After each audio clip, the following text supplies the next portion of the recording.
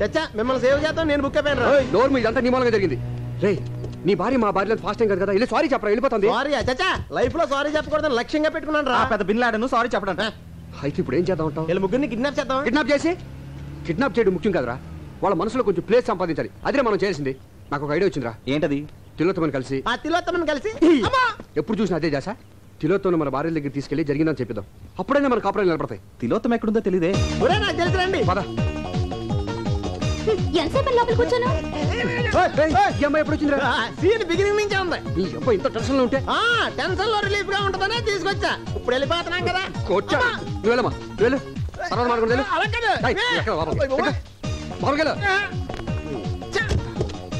ఇదిగా మా ఆవిడ నన్ను చూడు వెళ్ళిపోయింది. నువ్వు ఈవినింగ్ ఇంటికి మాట్లాడుకుందాం. ఇదిగా తప్పకుండా వచ్చాయి. అయిపోరే ఇదిగా మొత్తం బట్టలన్నీ తెచ్చేసుకో. మావిడికి రాదు వీళ్ళ రాపు.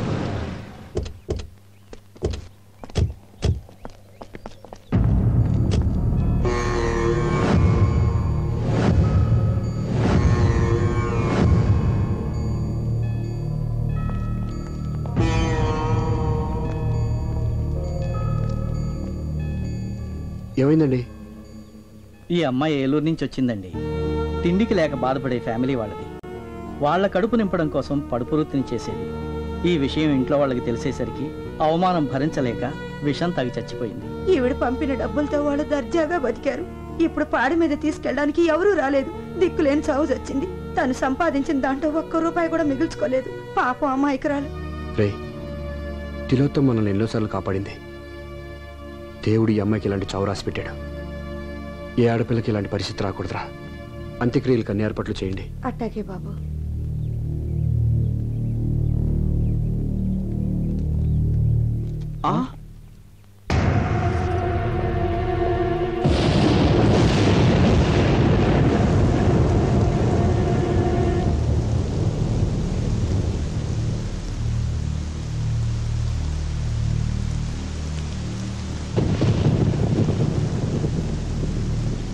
సంధ్య, మాకున్న ఒకే ఒక ఆధారం ఈ అమ్మాయి. తను కూడా చనిపోయింది. చనిపోయిందా? చంపేశారా? Order order order. వాదోపవాదములు క్షుణ్ణముగా పరిశీలించిన మీదట ఈ తీర్పు రేపటికి వాయిదా వేయడమైనది. జడ్జి గారు మమ్మల్ని మందలించి మా భార్యను కలుపుతారనుకుంటే కేసు వాయిదా వేశారేంటండి? వద్దు, నన్నేం అడక్కు. విడాకుల కేసులన్నీ ఇలా వాయిదా పట్టడం సర్వసాధారణమయ్యా. కాకపోతే ఆ భార్య భర్తలు ఏమన్నా ఒక అండర్స్టాండింగ్ వస్తారేమో అని ఆ జడ్జి గారు ఆశ. అదేం సార్ అలా అంటారు? కొంచెం గట్టిగా వాదించి మమ్మల్ని కలపాలి. కానీ వద్దు, నన్నేం అడక్కు. వాళ్ళేమో ఖచ్చితంగా విడాకులు కావాలి అంటున్నారు. వద్దు, మాకు విడాకులు వద్దు అని వాళ్ళన్న మరుక్షణం నేను ప్రొసీడ్ అయిపోతానయ్యా. ఇదిగో మీరు నన్ను బతిమాల లాభం లేదయ్యా. వాళ్ళని బతిమాలంటే పని జరుగుతుంది. వెళ్ళండి. అది కాదు సార్. వెళ్ళండి అయ్యా, ముందు వాళ్ళ కాళ్ళు పట్టుకొని వెళ్ళండి. వెళ్ళండి వెళ్ళండి. సంధ్య, సంధ్య నేను చెప్పేది ఇదిగో, నేను గుండాలని విడాకులు ఇస్తున్నావా? రోజు తాగొచ్చి తంతున్నానని విడాకులు ఇస్తున్నావా? మీరు చేసిన నా నోటితో చెప్పిస్తారా? అది నీ అనుమానం మాత్రమేనే. Get lost. సంధ్య, నేను చెప్పేది పూర్తిగా విను. ఏంటి వినేది? ఇదేమైనా పురాణ కదా? వింటే పుణ్యం రావడానికి తలుచుకుంటేనే కంపరంగా ఉంది. నువ్వు వెన్నైనా చెప్పు, నేను చెప్పేది వినకపోతే ఒక హించ్ కూడా కదలేము. సంధ్య, నేను చెప్పేది విను please. Sandhya, please Sandhya, please. అడ్డు లేవండి. నేను లేవను. అడ్డు లేస్తారా లేవరా? కుదరదని చెప్తున్నాను. నేను ఇక్కడి నుంచి వెళ్ళను, నిన్ను కూడా వెళ్ళలేను.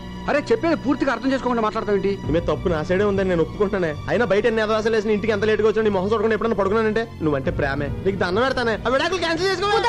ఇదిగో నువ్వు ఒప్పుకునే దాకా నువ్వు తిట్టినా కొట్టేసరి నేను ఎక్కడి నుంచి వెళ్ళను. మీ మొండి పడతాను మీ దగ్గర. మా నాన్న మమ్మల్ని వెళ్ళనివ్వండి. నేను వెళ్ళలేను. వాళ్ళు వెళ్ళనిచ్చేది ఏంటండి? రండి మనం బస్సులో పోదాం. రండి. సంధ్య, నేను చెప్పేది. రాజీ, రాజీ, ఈమె నా మాట నువ్వే. ఈమె ప్లీజ్. అరే డ్రైవర్ లేడే? నాకు డ్రైవింగ్ వచ్చు, నేను డ్రైవ్ చేస్తాను.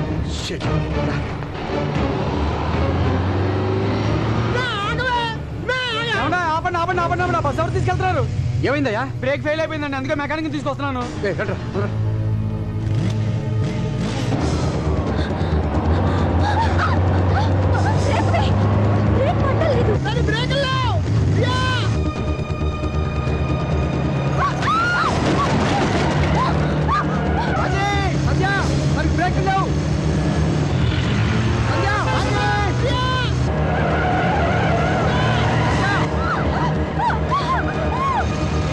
సంధ్య, సంధ్య,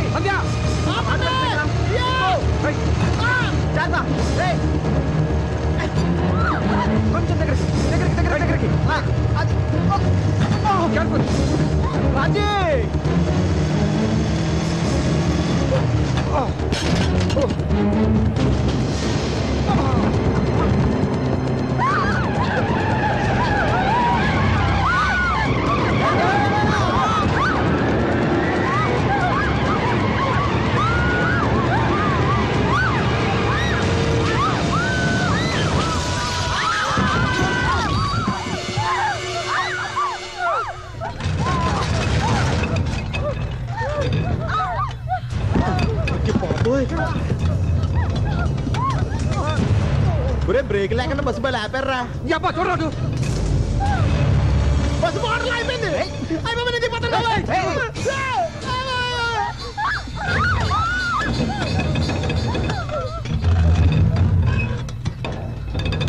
మీరు ఎవరు కదలదు. ఆంజనేయ స్వామి ఆంజనేయ స్వామి రేయ్, నువ్వు బాగరా. ఎక్కడ వాళ్ళు అక్కడే ఉండండి.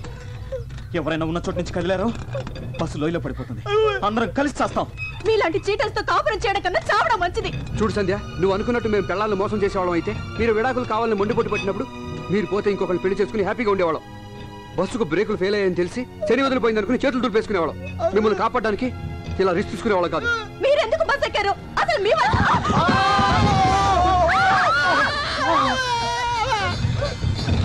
ఎందుకమ్మా ఆపుతావు? ముందుకంటే చచ్చిపోతాను అంతేగా. రాజీ కింద చూడుకో, కళ్ళు తిరుగుతాయి. కళ్ళు మూసుకో. కళ్ళు మూసుకోబట్టే కదా మమ్మల్ని దద్దమల్లి చేసి ఆడించారు. నేను కళ్ళు తెరిచాకే కదా నీ భాగవతం మొత్తం చూసింది. అబ్బా, రాజీ రాజీ రాజీ తులసి మొక్కను చూసి తుమ్మములు అనుకుంటున్నావు. నేను ఈ బస్సు ఎప్పుడు పడిపోతా అనుకున్నాను. అమ్మ రాజీ, సుబ్బు చాలా మంచోడమ్మా. అసలు దీని అంతటి కారణం నేను. అది చెప్పాలా? తెలుస్తూనే ఉంది. మగాళ్ళంతా మొగుళ్ళు కాలేరండి. భార్య ఊరెళితే తన భర్త ఏ పనికి మాలను పనులు చేయకుండా తన గురించి ఆలోచిస్తాడని భార్యకి నమ్మకం కలిగించేవాడే నిజమైన భర్త. నువ్వు నూరేళ్ళు చల్లగా ఉండాలమ్మా. ఏ ఎంత కోపం వచ్చినా కదలకుండా మాట్లాడుతున్నావు. నువ్వు నార్మల్ సంధ్య, నీకు నువ్వు ఎక్కువగా ఊహించేసుకుని నన్ను పెద్ద చేట అనుకుంటున్నావు. అంటే మీరేం తప్పు చేయలేదా? చేశానే, కానీ అమ్మాయిల వెంట తిరిగి తప్పు చేయలేదే. ఒకే ఒక అబద్ధం తప్పు చేశాను. ఆ అబద్ధం కూడా నువ్వు బాధపడకూడదని. ఒక అబద్ధం 100 అబద్ధాలకు దారితీసింది. చివరికి విడాకుల దాకా తీసుకొచ్చింది. అయినా తప్పు నీది కాదులే అన్నయ్య. రామాయణంలో రాముడు కూడా అసలు ఈ టైంలో రామాయణంలో రాముడు భారతంలో కృష్ణుడు అవసరమా? ఒక మొక్కలో తేల్చెట్టాను. ఏమే నేను పెద్ద ముండలు పట్టాకోరనే నీ కళ్ళు కప్పి అదొప్పలన్నీ చేసేనే. సచ్చి ముందన్న క్షమించవే. చేసిన దానికి అనుభవించండి. అలా అనకే. మన ఇద్దరిని కలపమని గుడికెళ్ళి అర్చన చేయించి కుంకుమ తెచ్చానే, జేబులో ఉంది. తీద్దామంటే బస్సు వెళ్ళిపోతే మన భయం వేస్తుంది. రాజీ, నేను చెప్పేది వింటావా? అసలు ఏం జరిగింది? వినను. నాకు అబద్ధాలు చెప్పేవాళ్ళంటే అసహ్యం. మా మాట నమ్మండి ప్లీజ్. చావబోతూ ఎవరు అబద్ధం చెప్పండి. మాకు మీరంటే గుండెల నిండా ప్రేమ ఉంది. మేము ఒక చిన్న అబద్ధం ఆడడం తప్ప వేరే ఏ తప్పు చేయలేదు. ఈ మరణ వాంగ్మూలాన్ని కూడా మీరు నమ్మపోతే సత్యాక అందరం కలిసి స్వర్గానికి వెళ్ళి ఆడాలి. సంధ్య, కాపురం అనేది నమ్మకం మీద కట్టుకునే చిన్న బొమ్మరిల్లు. గుడ్డిగా నమ్మకపోతే గుళ్ళని దేవుడు కూడా రాయిలా కనిపిస్తాడు. అతిగా అనుమానిస్తే మంచివాడు కూడా చెడ్డవాడిగా అనిపిస్తాడు. అసలు నువ్వు మాటి మాటికి అనుమానించబట్టే ఇంతవరకు వచ్చింది. రాజీ అలా అసహించుకోవాలంటే ముందు మన పెద్దవాళ్ళని అసహించుకోవాలి. చిన్నప్పుడు మన అన్నం తినకపోతే చందమామ రావే జాబీలు రావే అని పాడతారు. అంత మాత్రం చందమామ రాదు. అదెంత పెద్ద అబద్ధం నీకు తెలుసా? ఒక్క అబద్ధం చెప్పినందుకే భార్యాభర్తలు విడాకులు తీసుకోవాలనుకుంటే కళ్యాణ మంటపాల కంటే కోట్లు ఎక్కువ ఉంటాయి. అంత ఎందుకమ్మా, చిన్నపిల్లలు వచ్చి అమ్మ పిల్లలు ఎలా పడతారని అడిగితే దేవుడు ఎత్తాడని చెప్తాం. అది నిజమా అబద్ధమే కదా? దేనికైనా ఒక లిమిట్ ఉంటుంది. మనం బయటికి వెళ్ళేటప్పుడు ఇంటికి తాళం వేసి వెళ్తాం. అది పడిందో లేదని 1-2 సార్లు ఆగి చూస్తాం. అంతేగాని దాని పక్కనే కూర్చుని అది ఎప్పుడు పడిపోతుందని అనుమానంతో ఉంటూ మాత్రం పిచ్చితాను. వదినా ప్లీజ్, మీరు ప్రతి చిన్న విషయాన్ని భూతద్దంలో చూస్తున్నారు. అర్థం ఎక్కడ ఉంది? అడ్డంగా మాట్లాడు నువ్వు.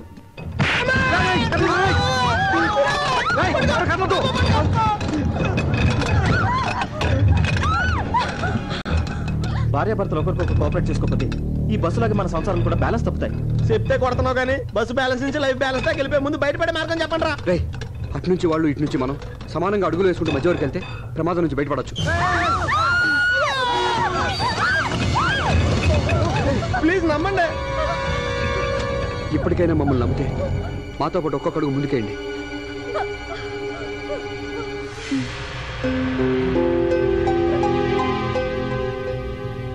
ఒరే, పెళ్ళప్పుడు తప్పట అడుగులేసి ఉంటాం. ఇప్పుడన్నా కష్టకేద్దాం.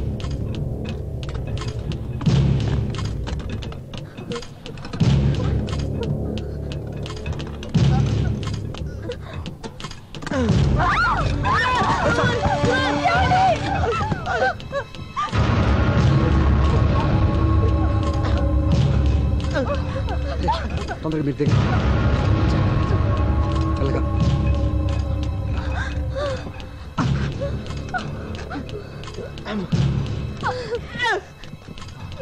సంజయ్ పద.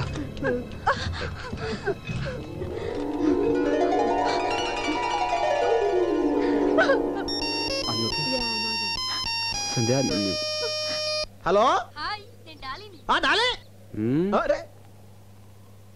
ఈ రూట్ లో లైన్లన్నీ బిజీగా ఉన్నాయి. దయచేసి ఇంకెప్పుడు ప్రయత్నించకండి. Thank you.